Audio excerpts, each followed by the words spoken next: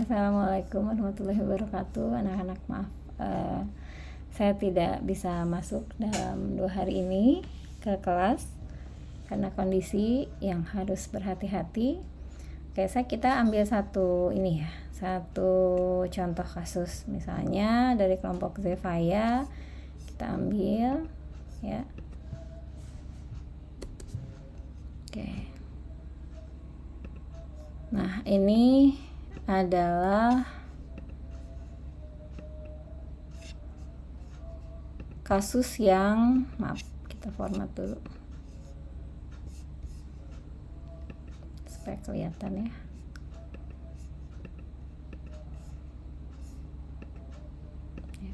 Bagaimana peran dokter atau perawat atau petugas kesehatan mengatasi warga yang enggan melakukan vaksinasi COVID-19 karena termakan hoax. Oke, nah di sana kita akan menentukan variabelnya. Akan ada 2 variabel di sana. Kita lihat dulu variabel itu apa. Variabel itu maaf. Variabel itu banyak ya. Ada dari mulai variabel independent, dependent, moderating, intervening, dan kontrol.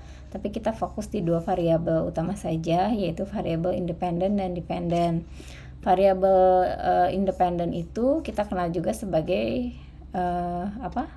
variabel X. Kemudian ada lagi variabel dependent, itu kita kenal dengan variabel Y. Nah, variabel X atau variabel independent itu adalah variabel yang mempengaruhi variabel lain. Biasanya mempengaruhi variabel dependent. Dia menjadi sebab atau berubahnya suatu variabel lain. Cek kenapa? Ngait. Sayang. Iya sih, sabarnya ditolongnya. Astagfirullah, sini. Nggak boleh galak. Maaf, iklan. Kemudian variabel Y ini adalah variabel yang dipengaruhi oleh variabel independen. Sekarang kita balik lagi ke yang tadi ya. Kita bisa menemukan bahwa ada 2 variabel di dalam pertanyaan penelitian yang diajukan oleh kelompok Zevaya. Pertama adalah peran dokter atau perawat atau petugas kesehatan. Kemudian variabel keduanya adalah warga yang enggan melakukan vaksinasi COVID-19. Jadi kita bisa tulis di sini.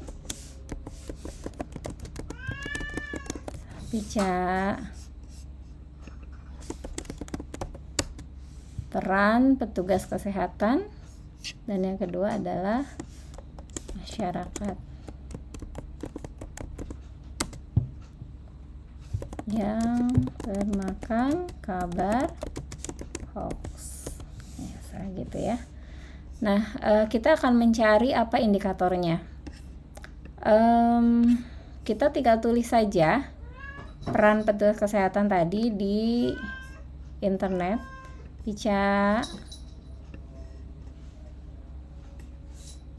Misalnya kita tulis indikator peran petugas kesehatan.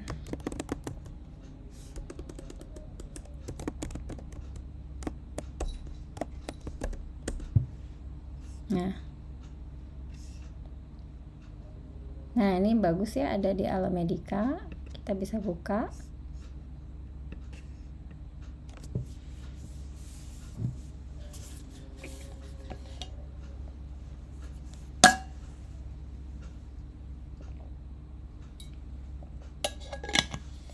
Oke.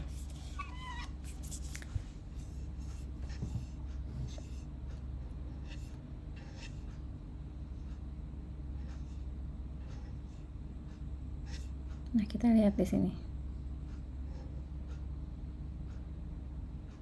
Nah, di sini ya. 1, mengomunikasikan informasi, menumbuhkan motivasi dan perilaku, memberikan keteladanan, melakukan kolaborasi. Berarti ada berapa? Ya, kita coba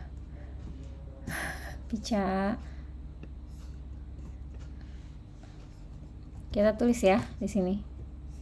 Variabel yang pertama, indikator variabel yang pertama.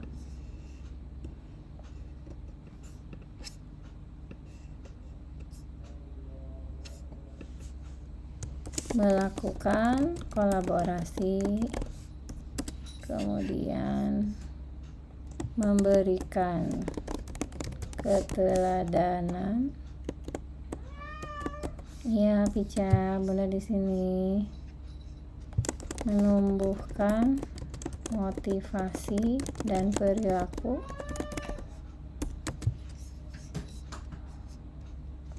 mengomunikasikan informasi. Nah, dapat ya. Jadi ada 1, 2, 3, 4. Ada 4 peran dari tenaga kesehatan. Sekarang kita cari variabel kedua, ciri masyarakat yang termakan hoax.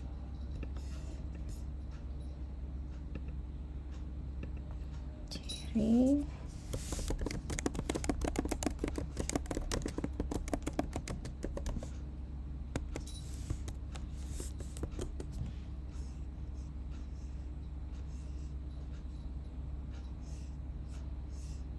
kita bisa mencari berbagai informasi dari laman-laman internet. Anda silahkan bisa mendapatkan informasi itu tidak hanya dari satu website saja.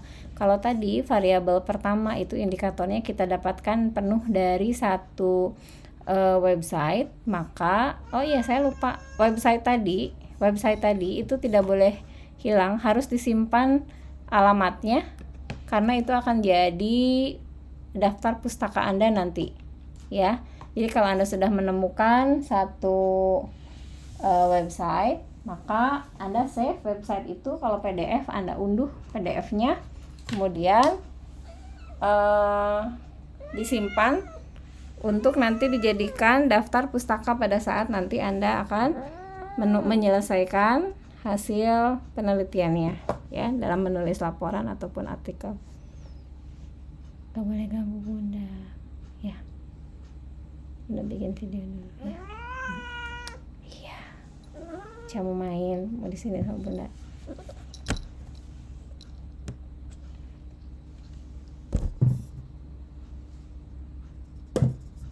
Oke, sekarang variabel yang kedua, Anda bisa memperoleh informasi dari banyak website. Misalnya ciri-ciri hoax ya, kita bisa buka ini.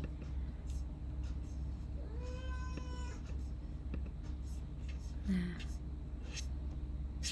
kita baca dulu ya, mau tidak mau kita harus baca. Kemudian kita intisarikan bahwa ciri-ciri hoax itu adalah menyebabkan kebencian antar masyarakat, kemudian memakai bahasa yang provokatif. Kemudian sumber informasi juga cenderung tidak jelas dari siapa, apa motivasinya. Kemudian nggak tahu siapa penulisnya atau siapa yang pertama kali mengemukakan. Jadi tidak tahu apakah itu seorang ahli atau seorang peneliti dan sebagainya. Atau kalaupun ditulis pendapat siapa, orang tersebut tidak bisa terkonfirmasi keberadaannya gitu ya. Nah, itu ciri-ciri dari hoax. Nah, kemudian setelah Anda bisa mengenali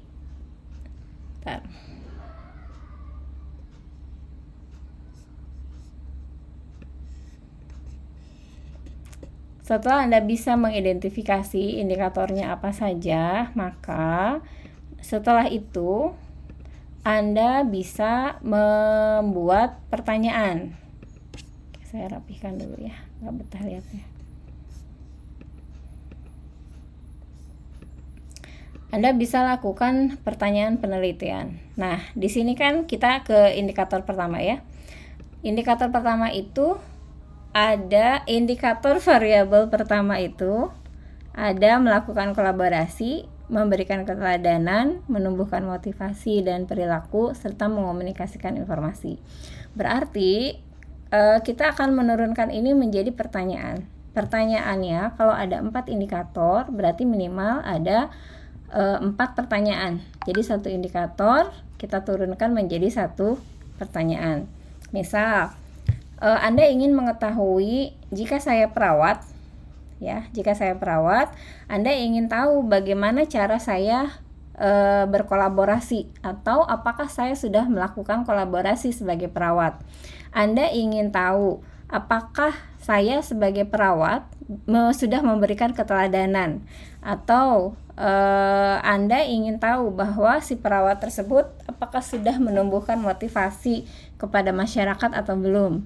Dan yang terakhir, Anda harus mengeluarkan informasi dari responden tersebut, apakah perawat, dokter maupun petugas kesehatan tersebut sudah mengomunikasikan informasi dengan baik kepada masyarakat. Mengomunikasikan udah ya, menumbuhkan motivasi, memberikan keteladanan dan kolaborasi. Nah, gimana caranya? Anda tinggal bertanya gitu ya. Misalnya melakukan kolaborasi, Anda bisa tanya, Bapak Ibu perawat misalnya, untuk melakukan penyuluhan kepada masyarakat, Bapak Ibu bisa bekerja sama dengan siapa saja jika kami bisa tahu, misalnya gitu ya. Berarti itu satu pertanyaan untuk mengetahui apakah beliau sudah melakukan kolaborasi atau belum. Silahkan oleh Anda ditulis di kolom yang ini. Berarti variabel ke-1, indikator pertama, pertanyaan pertama, V111. Maka dengan siapa saja responden, nanti Anda nanyanya jangan responden ya, tapi Bapak dan Ibu, atau Bapak Ibu dokter, atau Bapak Ibu perawat ya, silahkan digunakan bahasa yang sopan. Dengan siapa saja responden melakukan kerjasama agar bisa melakukan penyuluhan. Nah gitu. Kemudian mungkin Anda nggak puas dengan satu pertanyaan, maka Anda bisa melakukan pertanyaan kedua. Berarti ini adalah berarti V1, variabel 1, masih indikator pertama, tapi pertanyaan yang kedua. Gitu ya. Kapan responden melakukan kerjasama tersebut? Jadi apakah terjadwal atau tidak dan sebagainya. Kalau misalnya Anda masih kurang untuk bisa mengeluarkan informasi mengenai kolaborasi yang dilakukan oleh petugas kesehatan, Anda bisa lakukan pertanyaan-pertanyaan lanjutan. Ditulis aja sebanyak apa, silahkan Anda sendiri yang menentukan sebanyak apa pertanyaan yang diperlukan oleh Anda untuk menggali informasi tersebut. Kemudian kita berikan contoh yang kedua. Masih variabel 1, tapi indikator yang kedua dan pertanyaan pertama. Misalnya memberikan keteladanan ya. Anda bisa tanyakan apakah responden sudah memberikan keteladanan kepada masyarakat yang akan diberikan vaksin. Anda cari tahu dulu keteladanan seperti apa yang disarankan untuk dilakukan oleh seorang petugas kesehatan. Gitu. Misalnya si petugas kesehatan juga kalau misalnya dia divaksin juga, jadi bisa Anda tanyakan secara tidak langsung, apakah responden sudah divaksin COVID-19 secara lengkap. Kan ada 3 ya, ada vaksin pertama, vaksin kedua, dan vaksin booster. Kalau misalnya ternyata si petugas kesehatan itu baru 1, maka Anda sudah tahu bahwa beliau belum memberikan keteladanan yang baik. Atau bisa ditanya penyebabnya apa belum vaksin, misalnya sakit atau apa, itu bisa menjadi sebuah pertanyaan berikutnya. Jadi nanti pertanyaannya bisa ya, bisa tidak. Anda bisa membuat alternatif pertanyaan. Kalau jawabannya ya, maka lanjutan pertanyaannya apa. Kalau jawabannya tidak, maka bisa membuat pertanyaan lanjutannya seperti apa. Nah, kurang lebih seperti itu. Anda menentukan indikator dan menentukan pertanyaan. Jadi ini adalah pegangan Anda untuk bisa terjun ke masyarakat. Kalau kemarin kita melakukan penelitian dengan mengadaptasi pertanyaan-pertanyaan yang ada di dalam hasil penelitian orang lain. Jadi kita pakai. Kemudian kita tambahkan satu pertanyaan atau beberapa pertanyaan yang dibutuhkan. Nah, step yang berikutnya di dalam penelitian yang sekarang kita lakukan di sistem imunitas maupun di sistem reproduksi, itu kita membuat pertanyaan sendiri dari indikator sebuah variabel. Jadi Anda dilatih untuk bisa menentukan bagaimana tahu bahwa indikator penelitian itu bisa terbaca gitu. Indikator penelitian itu bisa terbaca, bisa teridentifikasi keberadaannya dengan mengajukan pertanyaan-pertanyaan yang langsung pada pokok permasalahannya. Gitu ya. Ini hanya satu contoh saja ya, hanya variabel pertama dan pertanyaan penelitian variabel indikator pertama dari variabel pertama. Silahkan Anda lanjutkan. Di sini masih untuk kelompok Zevaya ya. Di sini masih ada 4 indikator, maka Anda bisa membuat lebih dari 5 pertanyaan ya. Bahkan mungkin Anda bisa membuat 10 pertanyaan. Silahkan sesuai dengan kebutuhan yang Anda perlukan. Variabel keempat, variabel ke-1, indikator keempat, pertanyaan pertama, Anda bisa tahu mengomunikasikan informasi, misalnya apakah Anda pernah melakukan penyuluhan di posyandu melalui media sosial kah, atau bersama-sama dengan orang lain ya, dengan petugas kesehatan yang lain, pergi dari satu tempat ke tempat lain untuk bisa mensosialisasikan pentingnya vaksinasi COVID-19. Nah, hal ini bisa dijadikan pegangan Anda dalam membuat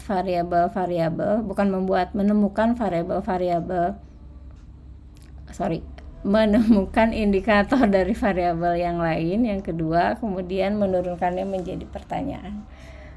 Oke, bisa Anda tulis di kolom komentar ya kalau misalnya ada pertanyaan, atau langsung japri. Untuk anak-anak yang masih belum di ACC, tapi tadi terakhir sudah ya.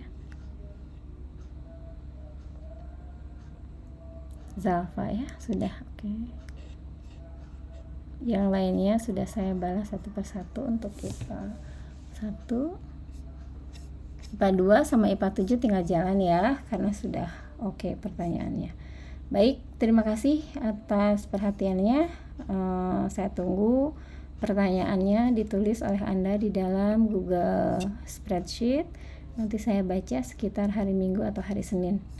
Sampai ketemu. Assalamualaikum.